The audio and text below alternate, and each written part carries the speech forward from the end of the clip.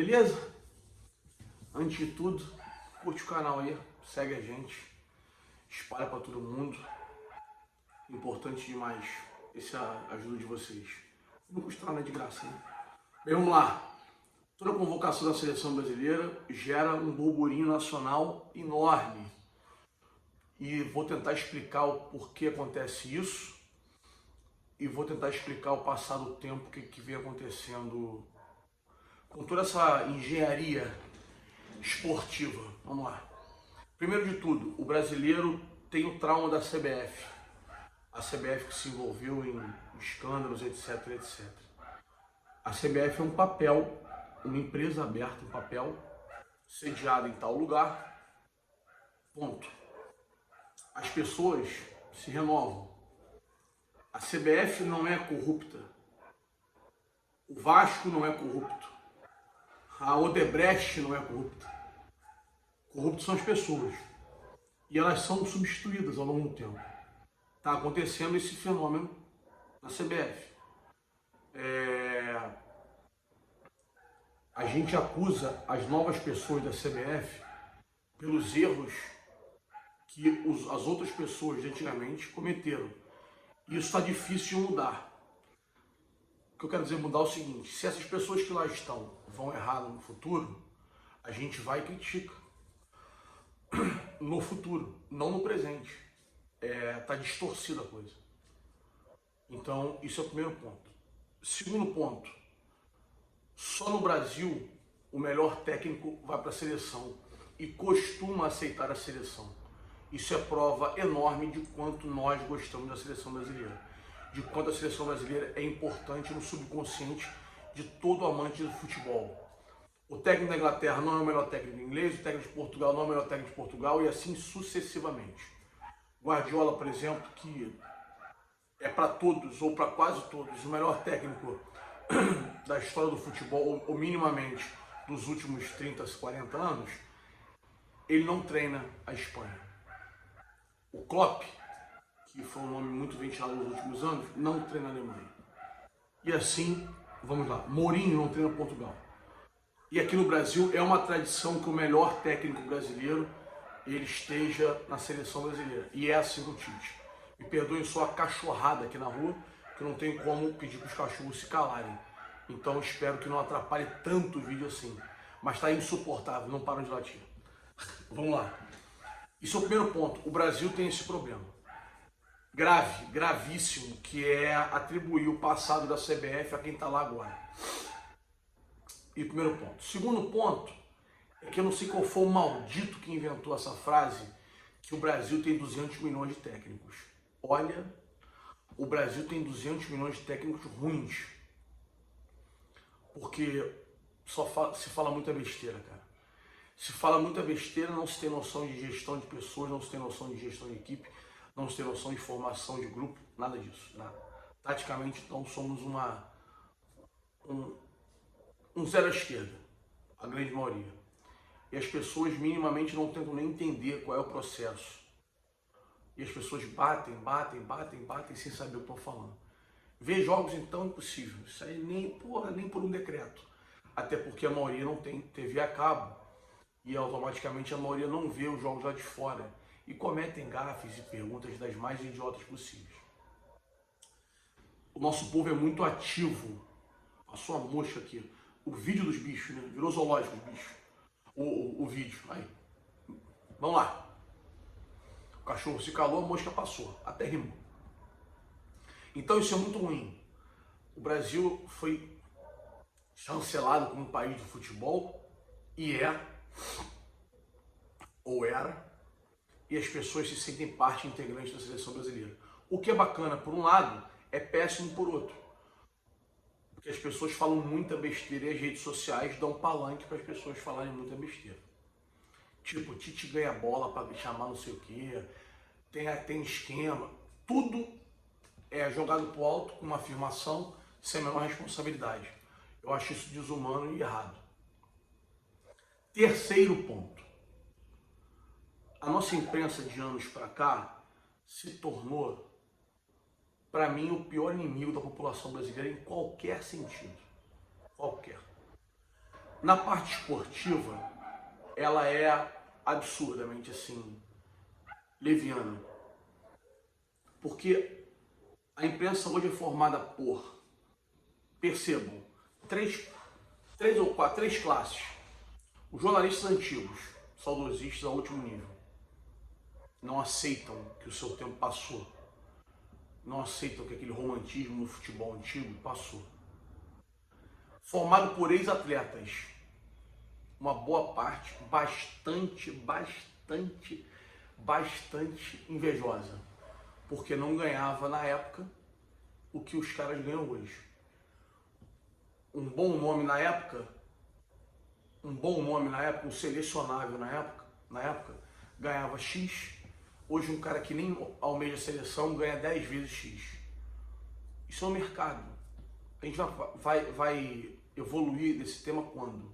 Quando que a gente vai largar esse tema? Então esses dois jogadores têm muito ranço das novas gerações, muita coisa. E a gente vê a molecada mais jovem, dos seus 30 anos, 30 e poucos anos, 20 muitos anos, que é uma galera mais limpa de cabeça, que consegue enxergar o futebol de uma forma mais ampla, assim. Óbvio que tem suas exceções, mas é mais ou menos isso que se desenha a imprensa brasileira. E se criou de anos para cá, não sei se comercialmente falando, o desejo de boicotar a seleção brasileira. Se finge que não é importante, se diminui. A gente vê todo dia a quantidade de merda que os caras falam na televisão, lá de besteira, que a seleção se exploda, não vale nada, não sei o quê. Só que o problema é que essa opinião, muitas vezes não é uma opinião da pessoa. E a maioria das vezes, quando é a opinião da pessoa, ela forma a opinião de pessoas que não têm acesso a grandes informações. E vira uma bola de neve, cara. Então, isso é muito triste. Essa geração, cara, vamos botar a geração dos anos 90, nascidos em 90, 89, 90, 91, 92, 93. Essa geração sofre muito, cara. Essa geração tá refém de uma imprensa pacheca, vamos botar aquele termo antigo. E isso está formando opinião em adolescentes que a gente já tem dificuldade de ter uma reciclagem no futebol, muito por conta que os jovens hoje têm N coisas para fazer. Eu já falei isso várias vezes. E antigamente não tinha. O futebol é um esporte barato. Se joga em qualquer lugar com uma tampinha de refrigerante, se joga futebol. 2 chinelos apoiados, está formado um gol. E 4 amigos, está formado 2 times, vamos embora. Isso está diminuindo. A sociedade mudou. A gente vê hoje muito menos praticantes do esporte. Essa geração está sofrendo muito. E sofre também muito por ter somente um ícone mundial, que é o Neymar. As outras seleções, amadas por todo mundo, tinham 6, 7 nomes de muito gabarito, assim, de muito... Eu, por exemplo, eu acho que o Marquinhos o Casemiro o Alisson de uma prateleira muito alta mundialmente falando. Mas as seleções antigamente tinham pessoas de ataque, assim, principalmente, que faziam gols. Os times antigamente eram mais equilibrados, não eram concentrados em 8, 9 times da Europa. O futebol brasileiro era mais competitivo, comparativo à Europa. A final de 2000 do Vasco contra o Real Madrid, 98, é enorme. A de 2000, Vasco do Mundial aqui no Brasil, Corinthians, é enorme. O Palmeiras 99 é enorme. Existia uma rivalidade. 97 o Cruzeiro era enorme contra o Borussia. Então, isso acabou, né? Eles alargaram demais, eles estão muito na nossa frente. A gente parou no tempo. E a gente vê nas redes sociais a insistência em algumas coisas que não fazem o menor sentido. Vou dar outro exemplo. Não, porque essa seleção não ganha por nada. É uma merda. 94 ganhou sim. 8-2, a seleção dos menudos perdeu. 2006, a seleção do quadrado mágico, fora um banco de reservas estúpido, perdeu. Então, 98, que era a geração 94, com a de 92, perdeu também a final. 2002 voltou a ganhar. A gente raramente vê equipes em Copa do Mundo ganharem dando espetáculo. A Espanha de 2010 perde para a Suíça na estreia. A Alemanha de 2014 empata com a Argélia de 0-0 nas quartas de final. A Copa do Mundo é muito diferente desse romantismo que se prega. Ah, mas 70 ganhou bonito. Pô, a gente está em 2021, meu amigo. São 51 anos disso aí. Então vamos parar com isso que aconteceu lá. Não dá para botar o exemplo hoje em dia. Não cabe mais. Felizmente ou infelizmente, o futebol mudou, o esporte mudou. As pessoas insistem nos mesmos discursos. Ouvem essa imprensa que é muito ruim, que não tem caráter nenhum, que não está preocupado com a força da sua opinião, que não vê jogos, que não acompanha e fala um monte de besteira. A imprensa brasileira, ela simplesmente não aceitou que ela perdeu a força da notícia. Você hoje não precisa da imprensa para saber notícia. Você hoje tem... Minto, você não necessariamente, a imprensa vai te dar o furo de reportagem. A maioria hoje não é. Pode ser um cara no Instagram sozinho que viu um míssil caindo, ele postou, foi o primeiro cara que viu os mísseis caindo. Então, esse monopólio da informação que a imprensa tinha e com isso usava, que criava heróis e criava vilões ao seu bel prazer, hoje não existe mais. Hoje não tem valor nenhum. Hoje todo mundo tem uma televisão em casa. Eu estou filmando aqui de selfie, por exemplo. Estou filmando com um aparelho de telefone, um tripé e acabou. Esse vídeo aqui é o mundo todo. Então isso incomodou a imprensa e a imprensa precisa ter audiência e ela optou por ter audiência tendo barraco, ao invés de tentar educar a população. Poxa, Edu, você defende muito o Tite. Eu defendo o trabalho do Tite. Eu defendo que existe uma linha de raciocínio. Você concorda com todos os nomes? Já falei que não. N vezes. O Brasil algumas vezes joga mal, joga mal. Quem é que joga bem hoje em dia no mundo? A gente não pode achar que o Brasil joga como o City, como o Bayern. Não dá para jogar. Só dá quando a seleção é formada por 7, 6 atletas de uma única equipe. Aí o entrosamento é melhor. São os casos da Alemanha de 14 e da Espanha de 10, não sem querer. A Espanha de 10, a base era toda do Barcelona, e a Alemanha de 14, a base era toda do Bayern. Então é mais fácil. Copa do Mundo, os caras se reúnem poucas vezes para jogar junto. Então é muito difícil que haja espetáculo, que você consiga fazer show. Isso não existe, o esporte mudou. A gente precisa entender isso. De uma vez por todas, é chato demais esse tema toda hora. O futebol mudou, a vida do esporte mudou. O campo era maior, hoje é menor. O jeito de jogar se abrangia o campo todo. Hoje não. Hoje são blocos, sobem e descem blocos dos dois times, como uma sanfona. Você ataca e defende em bloco. São raros os espaços vazios, os buracos vazios. E cada vez mais é a busca por espaço, porque os atletas são melhor preparados fisicamente, logo atingem e conseguem abraçar um espaço maior de campo.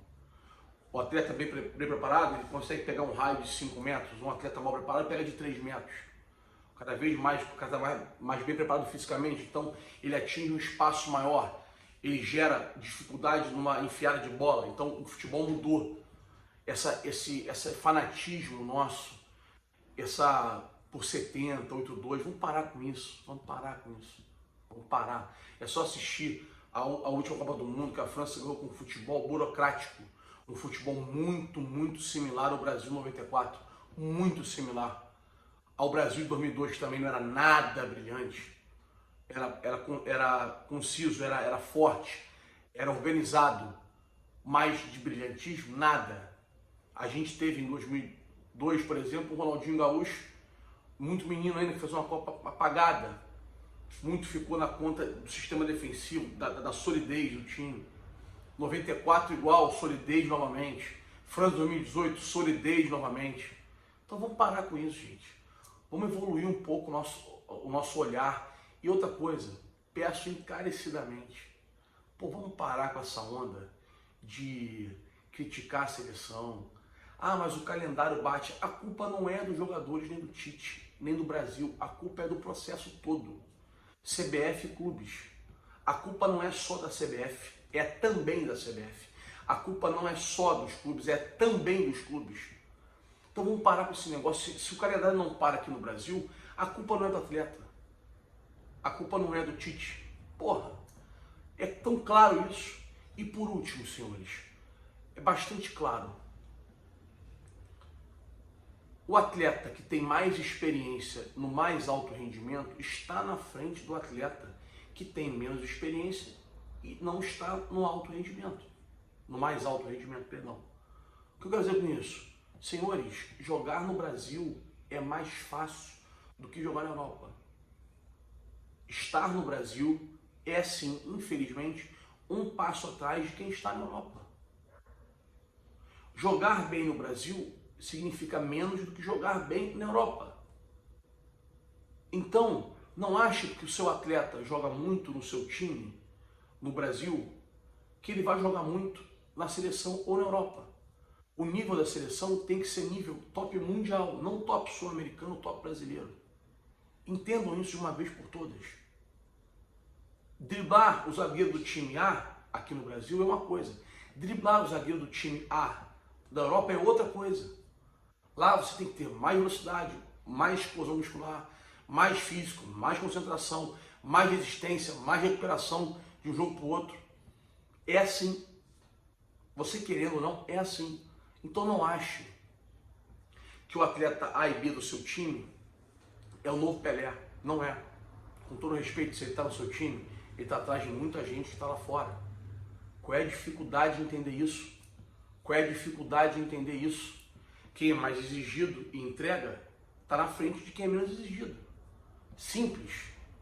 Quem fez um colégio muito forte, a chance de ir no vestibular melhor do que quem fez um colégio fraco é enorme. É o mesmo caso. Quem pôde se preparar com um cursinho tem mais chance do que o outro que não pôde. Isso é lógico. O esporte é igual. Vamos dar outro exemplo. Atletismo. Vários brasileiros vão treinar fora do país. Por quê? Porque lá eles treinam com os melhores. Quando nós somos os melhores, eles vêm para cá, beleza?